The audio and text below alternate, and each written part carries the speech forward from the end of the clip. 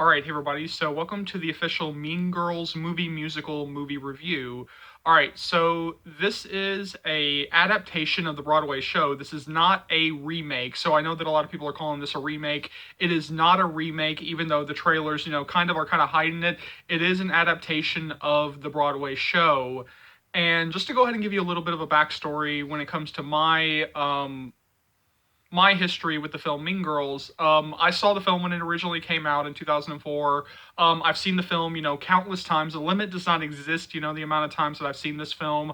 I can quote it like the back of my hand. It's like one of my top 10 favorite movies of all time. So when they announced that they were doing this, and especially as the trailers came out, as the more first look photos came out, like I was very nervous for this film. I was very nervous, to see them, do this again, because they kept hiding the fact that this was based on the musical. They kept hiding that this was based on the musical. It just looked like a normal, like less, a more inferior version of the original film. So I just kept, I was just like very nervous. I was very nervous. I was very nervous. So then I tracked down the musical once I found out that it was based on the musical.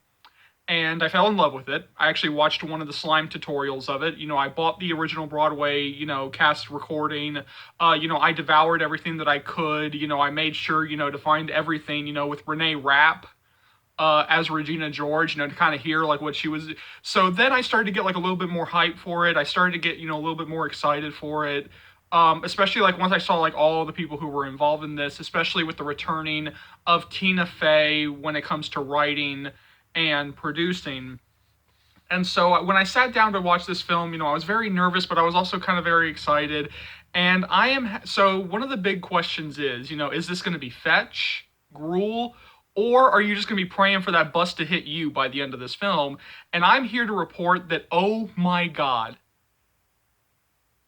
I love this film. I know there are going to be like a lot of divided opinions of this thing. I know there's going to be like a lot of back and forth between fans of the musical, fans of the original movie. Like I know there's going to be like a lot of divided opinions on this, but there's no divided opinion when it comes to me.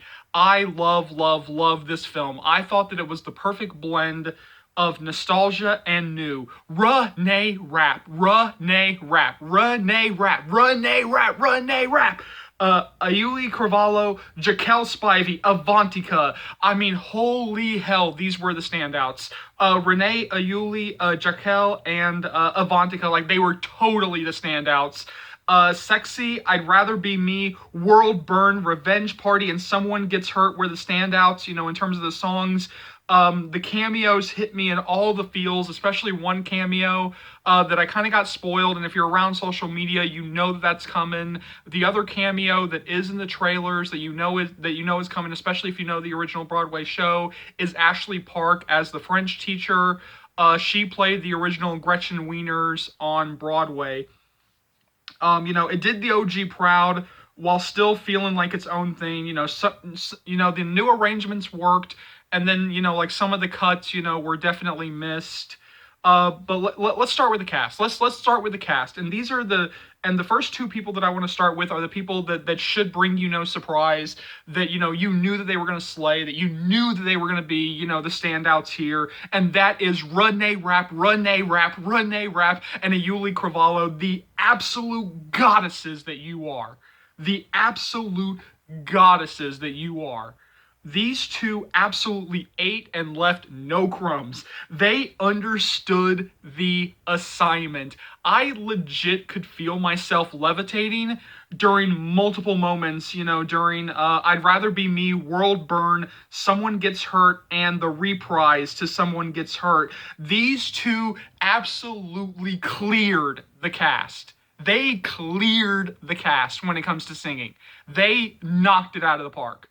These two knocked it completely out of the park. These two deserve the explosion that they are going to get. They are going to get such an explosion from this film that they totally deserve it. They totally deserve it. They completely cleared everybody. The next person that I want to kind of zero in on is Jaquel Spivey was the perfect Damien. He was the perfect Damien. He did David proud. He had great chemistry with Auli'I, and I wish they did not cut. They did not cut, Stop and Where Do You Belong. They cut, Where Do You Belong and Stop from the broad from the original show. I wish that they did not cut these two songs because I know he would have absolutely killed it. But Where Do You Belong is still sort of in there, but it's just in dialogue. But Stop is completely out of the film. Um, I was grinning ear to ear like every time he was on screen, and the song that Damien sings during the talent show, the punchline to that is I was already howling during that scene, like because I kind of like clocked like what it was like before they even did the punchline, so I was like already there, so I was like the only one who was just howling with laughter. And I did get like a few looks until they did the big reveal about what he's actually singing during the talent show. Avantika was the perfect Karen. Avantika was the perfect Karen, and she had me rolling with everything that she did. She had me rolling with everything that she did. Sexy is one of my favorite songs of the entire show, and it was everything that I wanted and more. She just completely knocked it out of the park. BB Wood, I thought she did a great job as Gretchen.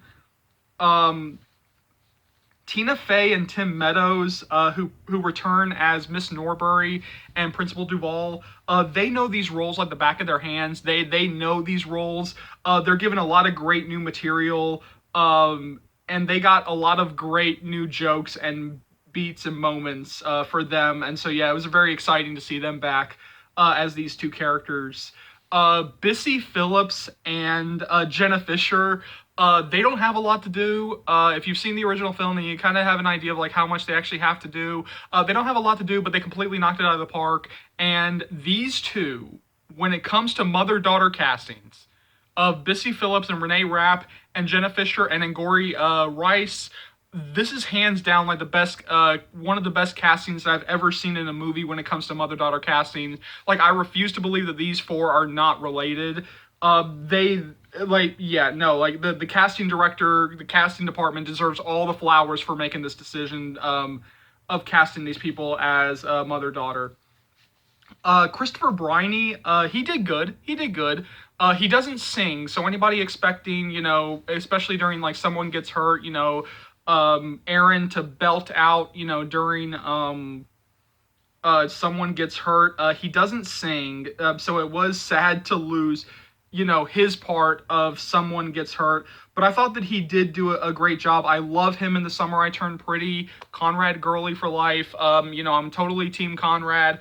So it was nice to see him on screen. He did good. The person that I do kind of want to, deduct a point for, or kind of like side eye a little bit, Angourie Rice. Now, there's gonna be like a lot of opinions about her performance this weekend because she was definitely the weakest of the bunch. She was definitely the weakest of the bunch. Now, the more generous reading toward her is that if this was on stage, she never would have been cast. But because this is a film and because the performances are going to be very different on film versus on screen, you kind of like you want to kind of uh kind of like give her some rope there when it comes to that performance. But she was definitely the weakest of the bunch. The voice was just definitely not there. Her performance is definitely like, I'm going to be going back and forth. Like, the more that I see this film, I'm going to be going back and forth on whether I actually, hate her performance or like I can kind of give her a little bit of a pass. But she was definitely the weakest of the bunch. Angourie Rice, who plays Katie. The new arrangements of the songs, I thought they worked really well. And they actually felt like a film. Like, it didn't actually feel like a stage show. It actually felt like a film. It actually remembered that this is a film, this is not a stage show. So I thought that the new arrangements really, really, really worked. I thought the TikTok inclusion of social media worked really well, and it worked a lot better than I thought it would. I was actually really, really nervous when I saw like all the TikTok stuff in the trailers and the commercials. I got really, really, really nervous because a lot of the films just don't know how to include that. They just don't know how to do it. It just feels so pandering to the younger generation. But I thought that it worked really well, given the themes of this film. Given like what this film is dealing with, I thought that the inclusion of social media and TikTok worked really well, and I was actually really happy with that update. The cameos were great. I kind of talked about this in the beginning. The cameos were great. You can see Ashley Park in the trailer, who plays the French teacher in this. And I thought that she was really great. She was the OG Gretchen on Broadway. A cameo in the Mathletes competition that had me cheering. That totally got me in all the feels. I was very happy to see this person on screen. They definitely deserve a renaissance. And deserves to be back on our screens. I've been rooting for this person, for a very, very long time. I've been happy to see them get clean and sober. I've been happy, to see them, do a lot better in their life. So I was actually really, really excited, to see them back on screen.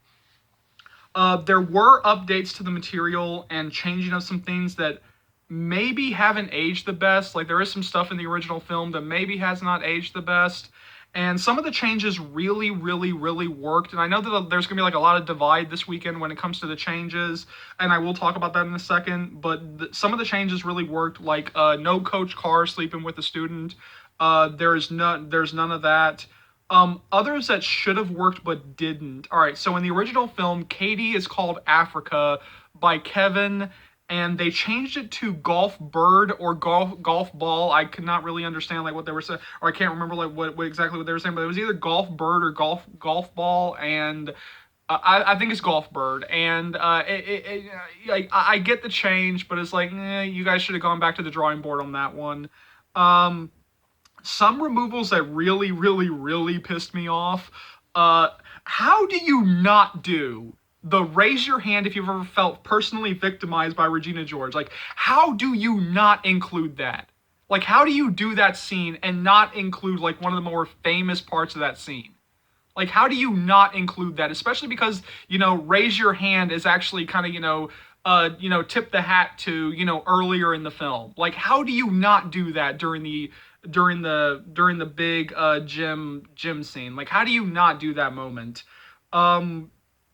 There are going to be like a lot of opinions this weekend, and I am of the same opinion that this felt very Disney Channel, because like a lot of the bite is taken out of this film. And so it is sanitized, a bit. Like, they're still mean, but they don't have that that bite that they had in the original film. So yeah, like there is like a lot of sanitization going on with some of the lines. So yeah, it does feel very sanitized at times.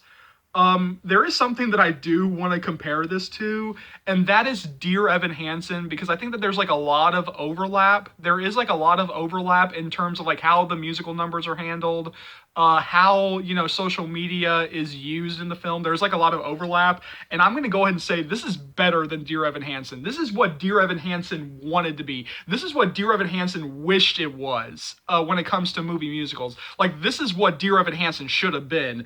It's better than Dear Evan Hansen in every way. It incorporates and actually understands social media better. The musical numbers are done better. The performer who played the role on stage and then reprised the role in the movie is leagues better. I'm talking about RENEE Rapp versus, Ben Platt. I loved RENEE Rapp more than I did Ben Platt in the Dear Evan Hansen movie, because she actually understands that this is a very different medium. She understands that you don't have to play this, to the very back. That you don't have to play this, to the back row, that the camera is literally like right here, that you don't have to like overdo it, like in terms of the emotions, in terms of, the singing, the belting, like the camera is like literally right here, even though she does belt, and I did, levitate, many times. But yeah, no, Mean Girls is what Dear Evan Hansen should have been. Overall, this film surprised the hell out of me. I thought it was the perfect blend of nostalgia and new. The cast, for the most part, knocks it out of the park. There's enough new jokes, stuff, beats to where it just did not feel like a simple retread and remake. This is definitely fetch. This is definitely a film that deserves your time and attention. It's going to make money this weekend, so I really do hope that you guys do get a chance to go out and see this film and really do give it a chance, because I thought I really enjoyed it. So I would give it an A-. I give it like a 4.5 out of 5. Yeah, there's some issues that I have with this, but when you have RENEE Rapp and a ULI Cravalho, pretty much slaying and killing like all over the place, you can't go wrong with this. Yeah, no, I got a lot of entertainment out of this.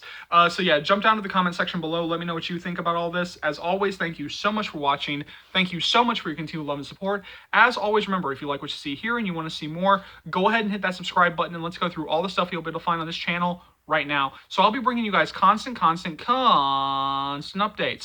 on After Everything, all the After spinoffs. It Ends With Us, Hush Hush, The Mister, The Ballad of Songbirds and Snakes, and a whole bunch of other, book to movie stuff. Once we start getting more and more information about Hush Hush and The Mister, I will be adding that to the lineup. It Ends With Us is currently filming. I will continue to bring you guys updates on that. Now that The Ballad of Songbirds and Snakes is, actually out, expect like a whole bunch of more videos based around that. Because I was terminated for so long, there's still some stuff from After We Collided that I do have to catch up on, including topic videos, and those are coming sooner rather than later. As always, remember, this channel would not be able to grow to the heights that it has without you guys, and so for that, I'm eternally grateful. I know, there are plenty of fans out there, old and new, who have no idea, absolutely no idea that this channel exists, or that it's even back from termination in the first place, so please keep sharing the channel, please keep spreading the word of Charles's Movie Channel, because this will easily be one of the best, not the best, book-to-movie adaptation channels that you'll find right here on YouTube, or dare I say anywhere. So hit that subscribe button if you haven't already. Keep liking, keep subscribing, keep sharing. My name is Charles. Welcome to the Book to Movie Adaptation channel. I'll see you later. After fans, Joe fans, Hero fans, It Ends With Us fans, Blake Lively fans, Justin Baldoni fans, Hush Hush fans, The Mister fans, The Ballad of Songbirds and Snakes fans, Book to Movie fans. Take care, y'all.